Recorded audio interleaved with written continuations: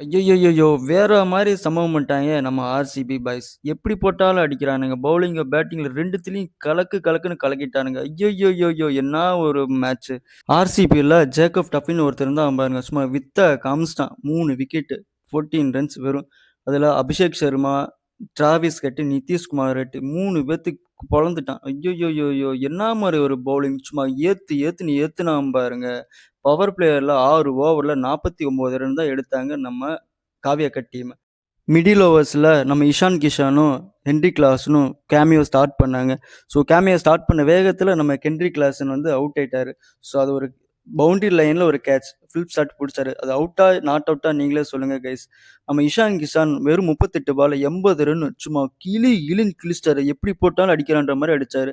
அப்புறம் வந்து நம்ம அனிகேத் வர்மா வெறும் 18 பால்ல 43 ரன். அவரும் ஒரு கேமியோ, நல்ல ஒரு கேமியோ ஆடுனாரு. ஸோ 20 ஓவர்ல 201 ரன் எடுத்தாங்க நம்ம காவியாக்கா டீம். ஸோ அடுத்து வந்த ஆர்சிபி கடப்பார பேட்டிங்கு பில் ஷாட் ஸ்டார்டிங்லேயே ஒரு 9 ரன்ல அவுட் ஆயிட்டாரு. வந்தாரு பாருங்க படிக்கலு. ஸோ லாஸ்ட் இயர்ல இருந்த ஃபார்ம் அப்படியே கண்டினியூ பண்ணி அடி அடின்னு அடிச்சாருங்க. ஐய்யய்யோ! என்ன ஒரு பேட்டிங்கு. வெறும் 26 பால்ல 61 ரன். அடுத்து வந்த ரஜித் படித்தாரும் ஒரு கேமியோ நல்ல ஒரு கேமியோ ஆடுனாரு. அப்புறம் நம்ம சொல்ல வேணும் கிங் கோலி வெறும் 38 பால்ல 69 ரன் சும்மா தாறுமாறா ஆடிட்டாருப்பா சாமி. இந்த தடவை ஆரஞ்சு கேப் அவர் தான் லீடிங் எடுப்பார்னு நினைக்கிறேன். நீங்க என்னன்னு கமெண்ட்ல சொல்லுங்க காய்ஸ். இந்த வீடியோ உங்களுக்கு பிடிச்சிருந்தா மறக்காம சப்ஸ்கிரைப் பண்ணி சப்போர்ட் பண்ணுங்க பாய்ஸ். தேங்க்யூ.